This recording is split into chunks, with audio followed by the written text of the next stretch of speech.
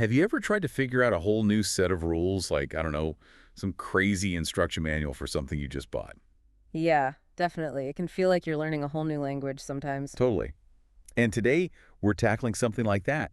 We're diving deep into the world of artificial intelligence management systems.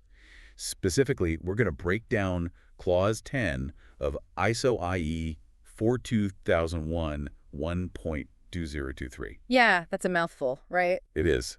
For those keeping score at home, the full title of that standard is Information Technology Artificial Intelligence Management System. And we'll be your guides through this dense material. Exactly, because this stuff might seem super technical, but believe me, it's relevant to just about everyone. I mean, think about it. If you're developing AI algorithms or if you're using tools powered by AI. Right, or even if you're just a consumer using products and services that rely on AI, which is, let's face it, pretty much all of us these days. Totally. Understanding Clause 10 gives you a look under the hood. It shows you how organizations are supposed to be improving their AI management. Yeah, it's like peeking into the engine room of responsible AI. I like that analogy. hmm So today, we're going to try to demystify all of this. We're going to break down Clause 10 step by step so you walk away with a clear idea of what it's all about. And we'll be focusing on Clause 10 specifically. We'll go through it sequentially, really try to unpack each section. Sounds good. Ready to jump in? Absolutely. Let's get started. Clause 10 is all about improvement. That's the title, and it really sets the stage for what this whole section is about, how an organization should be constantly improving its AI management system. Okay, so it's not a set it and forget it type of thing. Definitely not. It's an ongoing process, like always refining, always enhancing. Gotcha. So let's start with section 10.1, which focuses on continual improvement. Right. The standard is very clear here. It states that an organization shall continually improve the suitability, adequacy, and effectiveness of their AI management system. It's an obligation, not a suggestion. Continually being the key word there. So we're not talking about a one-time fix or a checklist you check off and you're done.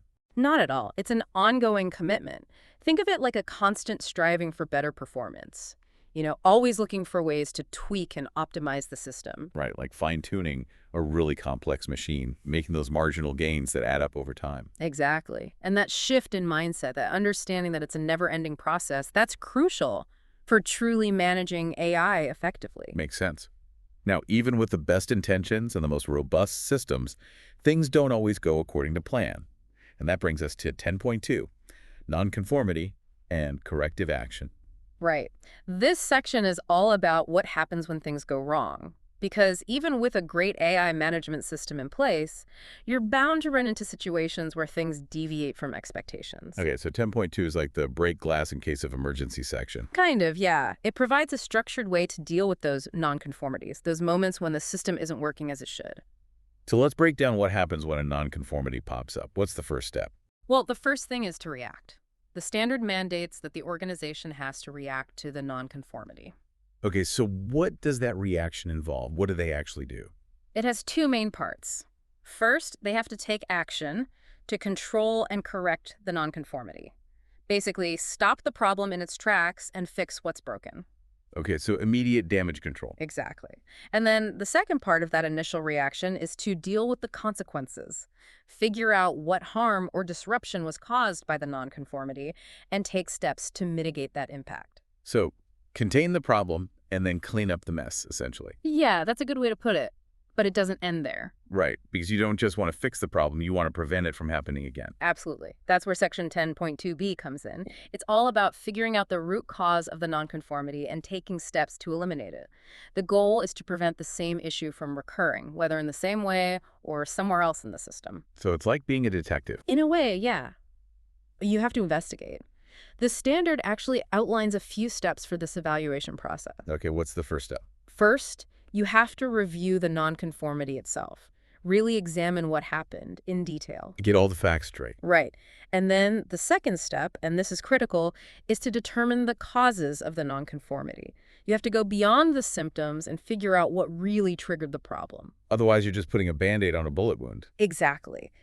And then the third part of this evaluation is to think about whether similar nonconformities have happened before or could happen again. So look for patterns and potential risks. Precisely.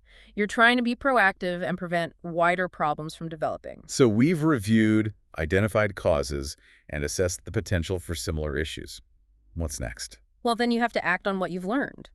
The standard says you need to implement any action needed to address the root causes and prevent the nonconformity from happening again.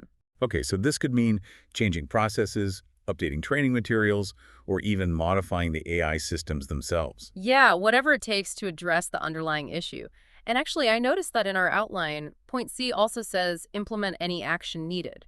And that seems pretty similar to B4. Is there a difference? Yeah, I was wondering the same thing. It seems a little redundant. Yeah, it's a good catch. I think the way to understand it is that B4 is specifically talking about implementing actions based on the evaluation you just did, whereas C is more like a general reminder that whatever actions you've identified throughout this whole process, you have to actually follow through and do them. Okay, that clarifies it. So we've reacted, investigated, and implemented changes. Is that the end of the story? Not quite. You have to make sure that the changes you made actually worked. Right, you need to close the loop. Exactly. Section 10.2D says you have to review the effectiveness of any corrective action you took. Did it actually solve the problem? Is it preventing the issue from happening again? So it's all about feedback and learning. Yeah. And then the final piece of this section, 10.2E, states that the organization should make changes to the AI management system itself if necessary. So sometimes the problem reveals a bigger issue with the overall system. Exactly. And in those cases, you need to go beyond just fixing the immediate problem. You need to make fundamental changes to the system to prevent similar problems from happening in the future. Okay, that makes sense. This whole process outlined in 10.2 is pretty comprehensive. Now, the standard also talks about the importance of documentation. Why is that so crucial when it comes to nonconformities and corrective actions? Documentation is key. The standard specifically says that you need to keep documented information as evidence. And this evidence has to show two things. First, it has to describe the nature of the nonconformities and all the actions taken to address them. So like a detailed history of what went wrong and what you did about it. Exactly. And then the second thing the documentation needs to show is the results of the corrective actions. Did they work? Did they prevent the problem from happening again? So you're essentially building a knowledge base of mistakes and solutions. Yeah, and that's incredibly valuable. It allows you to track trends, see if certain problems keep popping up, and learn from your past experiences. It makes the whole system more transparent and accountable too. Absolutely.